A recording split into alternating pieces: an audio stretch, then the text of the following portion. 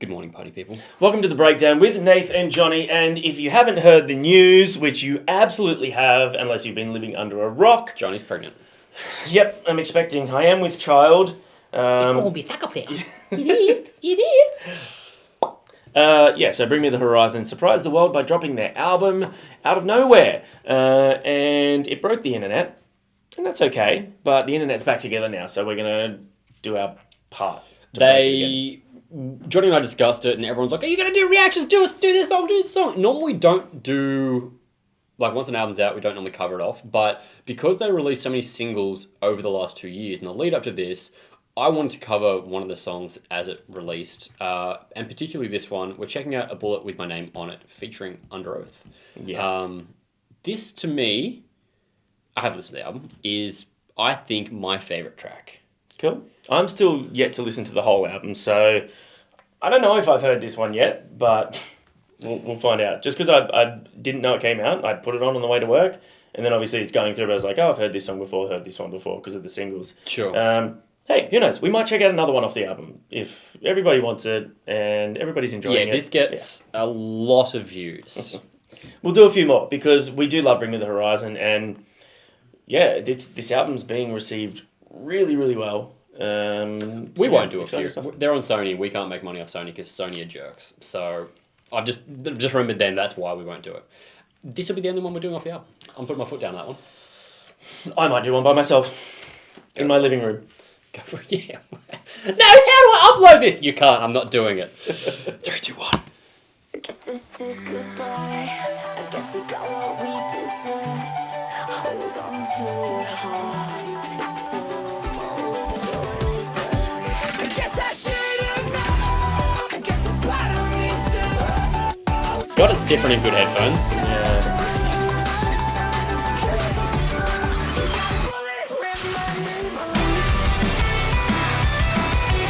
God, they've really smashed the whole early 2000s emo vibe, haven't they? Yeah. On this song right now. Okay.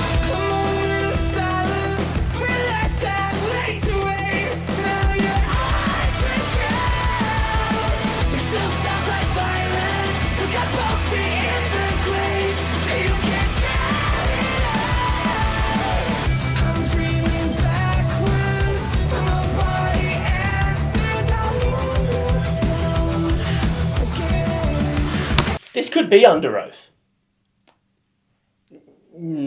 I disagree there.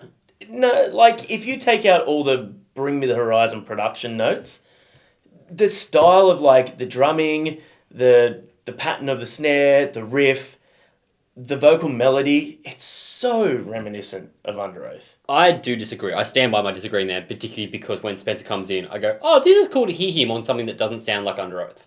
I think it sounds different when he kicks in, and I don't think UNDEROATH potentially, but like that to me sounds like it could come off. Is it They're Only Chasing Safety? Yeah. And I think that's the vibe they're going for. They're not going for Lost in the Sound of Separation or.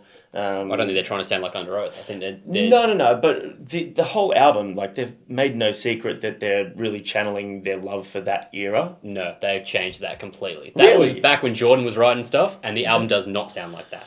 Well, the songs I've heard do. Yeah, we've heard singles that Jordan was on. I would say it is a very different sound on the album.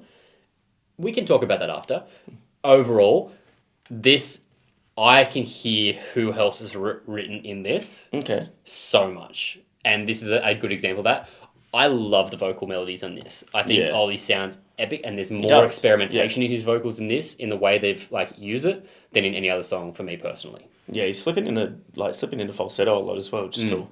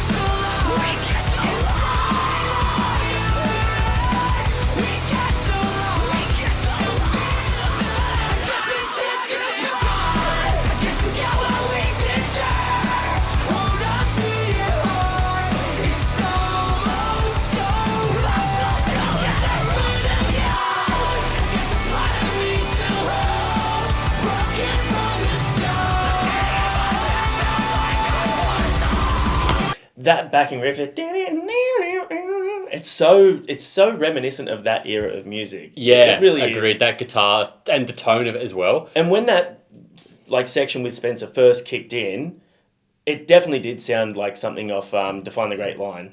That Yeah, sort of because it's like a breakdown bit more of a chaotic, like, yeah.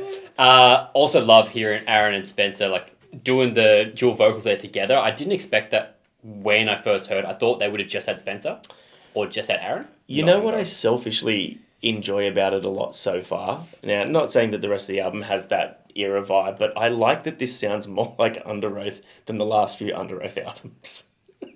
Sure. I liked the last UNDEROATH album. I do, but it's just, for me, it's just missing that iconic UNDEROATH sound, which, again, like I said, selfishly, it's... Nothing new there. Selfish Johnny, they call him.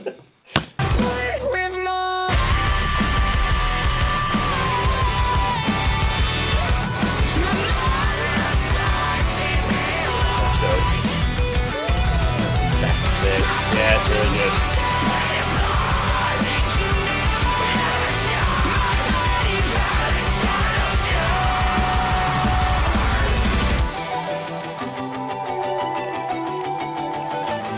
Bit of a Sempiternal remix vibe there. Yeah. I'm dreaming backwards, nobody else's. The way they play with those synths gives me like a Pale Dust vibe.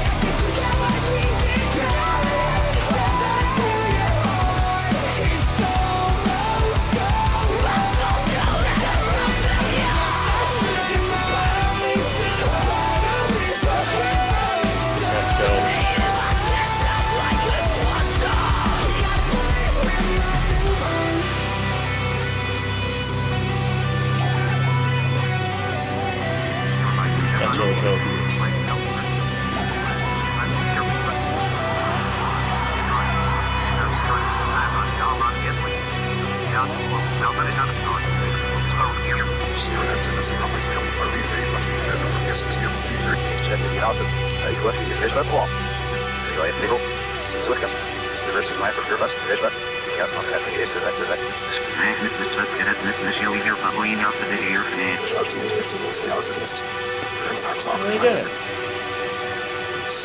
I really enjoyed that.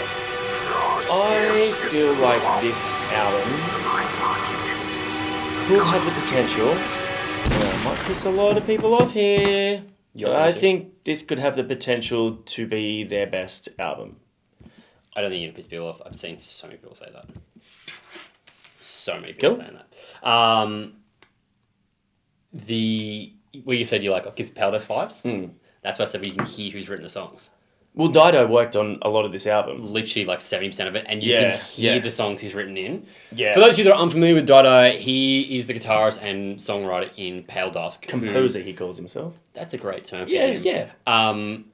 They're like kind of like a chaos core band, we dubbed them. And I can hear so much of that. There's just all these fun little like extra production stuff that comes into this they've never done before. And I know they're from there, but it has a Japanese feel to it. It's got that playful, quirky happiness. Even in the darkest parts of the song, there's a playful, quirky happiness about the melody and the production, the progressions that he used. It's really, really smart songwriting, really smart composing. I've loved everything that I've heard off this album so far, and I'm really excited to hear the rest of it. That's why I'd love to do a couple more reactions to songs I haven't heard. But, Sony, come to the party.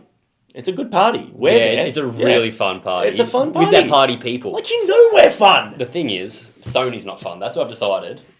We've had enough conversation with them where they're like, we just don't do that. So we're just not doing that. Are you just trying to do that thing where we...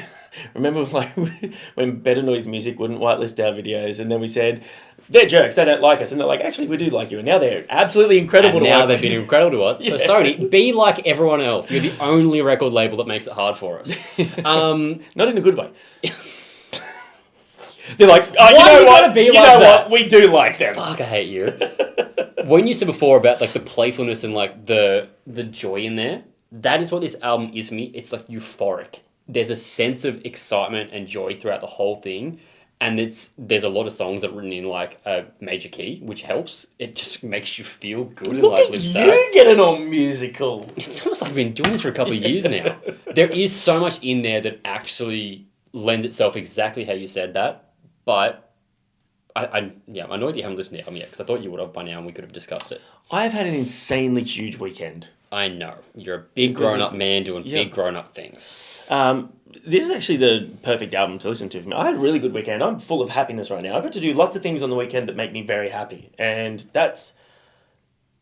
Get into it. That, you know, like really helps induce happiness. They say that when you are happy, you hear the music, and when you're sad, you hear the lyrics. That's the thing. So maybe you'll be focusing more on the music and not so much on the lyrics. Lyrically, I want to talk about that because it's really interesting having UNDEROATH, a band that was known for Christianity, have one of the more controversial lines in this album. Did you catch that? No, I did not. It's just here. If Jesus Christ returns, we'll just kill the fucker twice. There was a heap of people being like, oh my god, I'm not the supreme of the right anymore because they're anti-Christ. And I was like, have you listened to them before? Shut up. But also, like, if anyone knows them. But interesting that that's the line that is sung by UNDEROATH, not by Bring Me the Horizon. Yeah, there was a big thing that came out probably a little while ago now, you know, where UNDEROATH kind of, I wouldn't say they denounced their Christianity, but they're just like, we're not a Christian band. Well, the Spencer said that. Yeah, we're not really something that we focus on. Yeah, I'd love to know why Christians are just not that much fun and so serious. But anyway, that's just my opinion. I'm kidding. Don't get so angry and offended. My goodness. Love thy neighbour and all that sort of shit. You know? Anyway, that was great. As I said, that's one of my favourite songs on the album. I feel like it's a really good showcase of how technically proficient they are as musicians.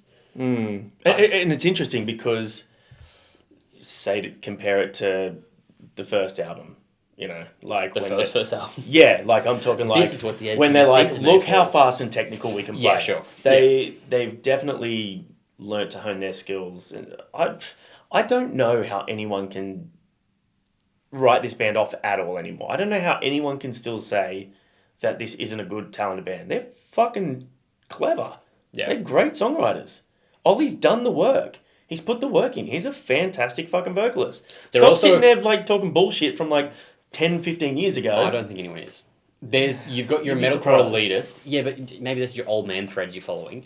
I think that majority of people have been like, this is the best heavy band in the world now for bringing heavy metal into a newer generation. I've seen nothing but positivity on the internet about this in all the comments. And I think it's because you can't come out and be like, you sound like this, or you're just trying to be this or this, because they are making a sound that is their own. And there's definitely influences in there. As you said before, there's like, you heard the song that had like a Pixies-esque vibe. There's massive Deftones vibes in other songs. There is influences in there, but it's all made their own. And I think that's a really cool thing. And they come from different backgrounds and they come from a different era, you know, like they're not kids anymore. There's nothing disingenuous about paying homage to artists and styles that you loved or grew up on, if you're doing it tastefully and respectfully. And I think they do. They make it their own, like you said. And yeah, they're really good. They're just really good. Drop a comment. Let us know your favourite track on the album and why. I don't just have everyone be like, NA, because I've seen everyone seems to be unanimously loving that song the most. I would like to hear your reasons. So let us know your thoughts. Thanks for being here. And we will see you guys in the next video that is not another Bring Me the Horizon song. And before you go, if you do not like Bring Me the Horizon, give me irrefutable proof that they are not a good band. Tell me why you don't like them. Irrefutable is a really fun word. Thank you very much. I'm quite the cunning linguist. I fucking hate you. I wonder if anyone will get that.